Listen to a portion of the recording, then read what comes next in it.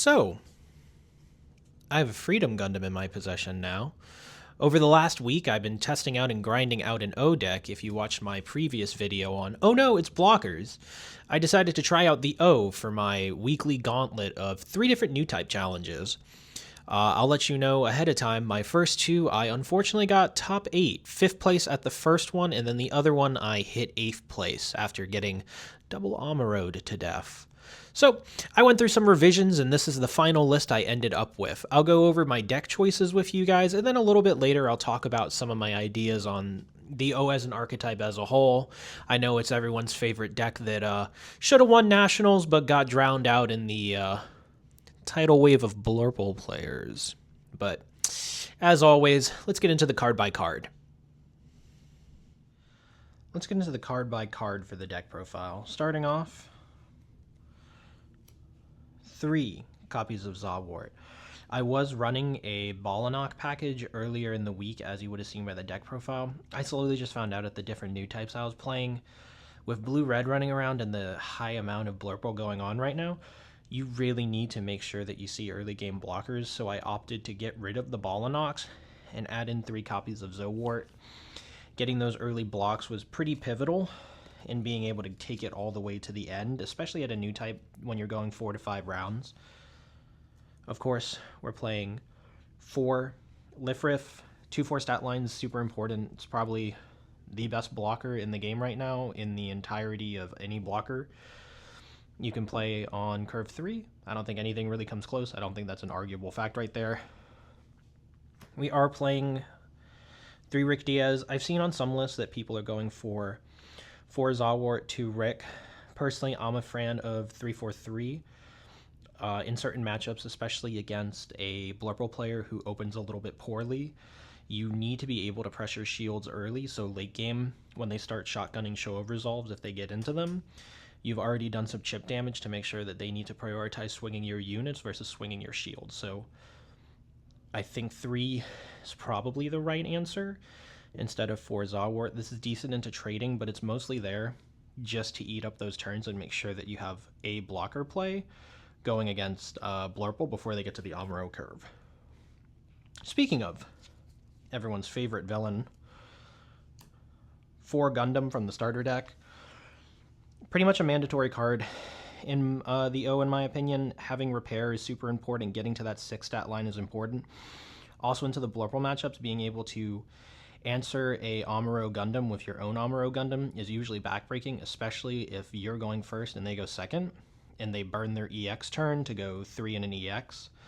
This is a really good thing to reset tempo and make sure you can stay in it in the long run. We follow that up with 4 Ale Strikes right here. This card's super important, being able to get those bounces, bounce Tall Geese, bounce Leos, AP -2 on the swing. It's also a great target to... You always want to make sure Paptimus can get you a draw, but playing these Ale Strikes, you're swinging into things and doing the AP-, so it's not always the worst thing in the world to give repair 2 to if you don't have a Masala or another O out as a target for your Paptimus. This is a great target just because that repair keeps it in the game longer. This card right here is the Flex Bot. I've seen some people will play 2 Freedom Gundams. I'm a big fan of NT1. With this blocker lineup right here, usually you can block a Adapt or any 4 elf helps with like a Lifrif or anything like that with any combo of these in the mirror. But anything with 4 health, blocking with these puts anything into range within that NT1, which is super duper important. Also, speaking of getting into our high end, we play 3 Masala. Super solid card. Nothing more to say. It's a Jupitris. It's the only other target for Paptimus in this deck other than the O itself.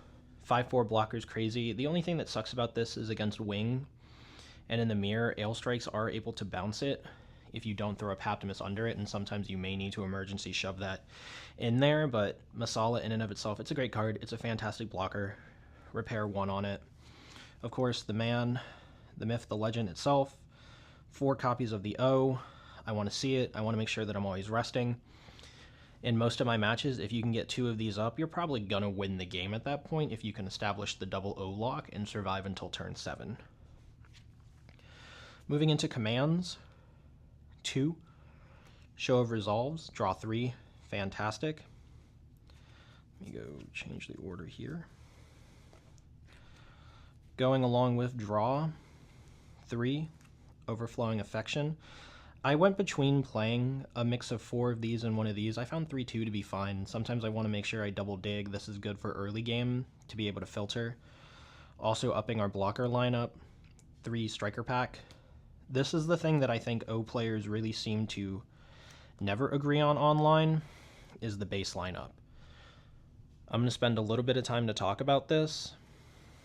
I'm a huge believer in 4 Argama. The reason being, I know some people are playing Nail Argama, Kusanagi's. Wing Gundam still is around. The Dynames package is a rather compelling thing to play in the game. I find Nail Argama to be the perfect thing to play out going into the turn when you can expect Wing Gundam. Being able to nullify Breach essentially stalls that matchup super hard. It becomes really hard for the Wing player to get any sort of value because all of your blockers are essentially just stopping their swings. They can swing Wing active, but they're not getting any value because they can't breach on Argama. Other use case, some people are still playing 1 Year War, so being able to bully Rickdoms by having the Argama up is super important. I also just find that if I'm getting the rest with the O and Masala, I don't need the additional rest off of anything like Jupitris or the Nail Argama. And the other thing is, I want to always be playing bodies, and having a 1-cost base is super duper important. I've also seen some talk over Davo. I've debated adding Davo into my list, but I really like the idea of nullifying Breach. Getting able to heal to, not repair, is a slightly compelling argument, but it does take 2 resources. In late game, I'd honestly rather be dropping more bodies to protect than just healing for 2. So that's just my logic on it. And our last command, 1 Naval Bombardment. I was playing earlier in the week Unforeseen Incidents.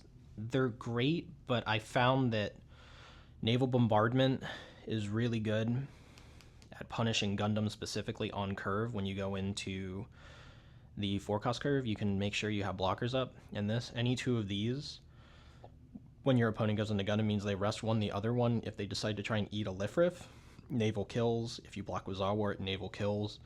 It's just a good card to make sure that you're trading up. Unforeseens were cute, but in board states against things like Blurple, it may eat a body, but at the end of the day, they're still going to probably use everything else on their field to kill you.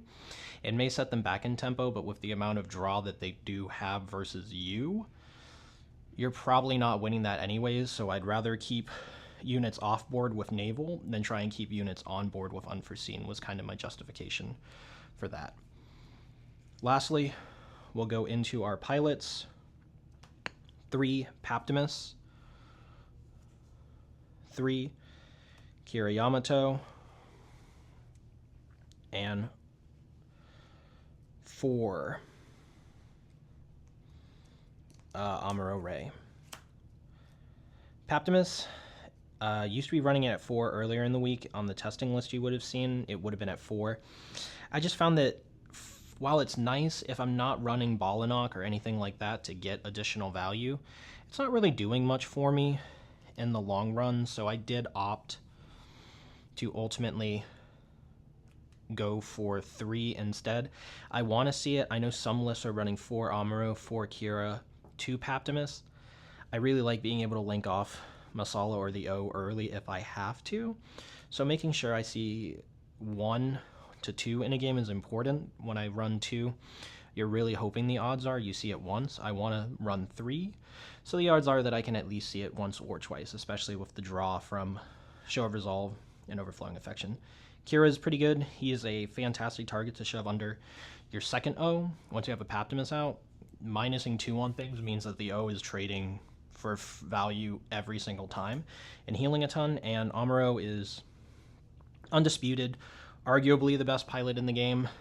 I don't really see a reason why you wouldn't run for Amuro in most lists that are playing blue, but self-explanatory. But overall, this is the list that took it all at my new type challenge. I have the Freedom Gundam here as proof of the spoils. It was 4 rounds. I played into Wing the first round, kind of the match I knew I was going to go into in the new type. I know the player who did it. Shout out to One Piece Sucks. Great round 1 opponent. Just one of those games where they really didn't see Wing 0 by the end of it, and I was able to just outpace them and get rid of things with Gundam and just swinging my blockers out. Really great match. Round 2, I played against Clan, which surprisingly was one of the closer games of the day. If the 7-5 Quux is able to go wide on you, you're going to have a bad time in most decks. Round 3 was against Blue-Red Spellburn. It can be a tough matchup for the O. Usually you can repair past it, but once I noticed that I was dropping units and not getting punished by close combat, I just started swinging out on the opponent. It did go near to the end, but I think I ended that game with still 4 shields up because my opponent was forced to start trading in my board because I got those early chips and only hit 2 commands in shield, which was nice for me. Round 4 was obviously against the villain of the format. Played against Blurple. Opponent did not see on their 2-cost turn a chance to go double wide. They were only able to drop 1-2-2 on me, so I was able to make sure once I saw that, I just started swinging for the hills on them, and I think I ended that game with a base and 4 shields up, so I was able to take that one rather well. Did come down to top deck mode at the end. I had to drop a O and an Ale Strike and hope that they couldn't answer that board with a Corsica standing. Thankfully, they did not see Amuro, and I was able to take that game. Overall, I really do love the O. It's a fantastic control deck. I think the thought process behind the deck is you want to play it as a control deck. You want to make sure that you're just controlling the board state. If you notice in my testing video, I think it's important to, when playing a deck like this, always keep track of your opponent's hand. Once you know if you clear a board out, the chances are they're not going to draw into anything that can start punishing you in return. You start swinging shields. My thought process for this deck is I really don't care about shields unless A, my opponent draws poorly and I know I need to race them. In that case, I'll start swinging. But against every other deck, I'm not really touching shields. I'm mostly worried about trading out bodies and making sure that my board is healthy and I'm controlling the board state and forcing them to burn cards in hand because I have the ability to repair so many of my units. So I'm okay swinging something in if I can have blockers to protect afterwards. I kind of just wait until there's nothing in their hand, and then you just clear out the game from there. It definitely feels more like a control deck. I think any attempt to play this deck a little more low to the ground and aggro, I think is going to pewter out. You're going to get punished by command spells in this format, and the fact is you're not as good of a rush deck as Blurple is or One Year War. So I leaned into what I think the strength was essentially repair, being able to swing bodies, nullify the damage. So as long as I'm not hitting shield, but I'm setting you a turn back, that's the win condition, in my opinion, for the O. So that does it for the deck profile portion. We'll go just for a quick wrap-up. So, with all that deck profile out of the way, do I recommend that you take the O to your new type challenge? Sure, why not? If you like Blue-White Freedom, if you like playing a more controlled deck and starving your opponent out and having Yu-Gi-Oh! Brain by asking cards in hand, I think the O is a fantastic deck of choice for you. It's definitely not going to be as consistent as Blurple, but if you want to be different, which, if you're playing the O, I'm pretty sure you want to be different, or play the deck by that guy who got speared by a Gundam that one time.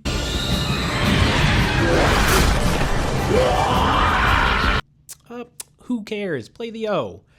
What's worse, Wing? Anyways, thanks for the support. I love you guys so much. The videos so far have been going super well on the channel. I'm super happy about the progress of the channel, and I'm glad you guys decided to watch this. If you haven't seen my other videos, you can go check out Char Aznable and Friends in Green Right Xeon, or you can see me play a different version of this deck for an hour with my buddies out of locals. Anyways, give me some feedback on things you like, dislike, videos you'd want to see from me in the future. Thank you so much for the support, and have a nice day.